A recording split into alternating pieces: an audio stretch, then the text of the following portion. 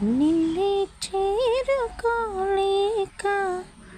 ఎటెళ్ళిందో నా లేక వినేవారు లేక విసుక్కుంది నాకేక నీదో కాదో రాసున్న చిరునామా ఉందో లేదో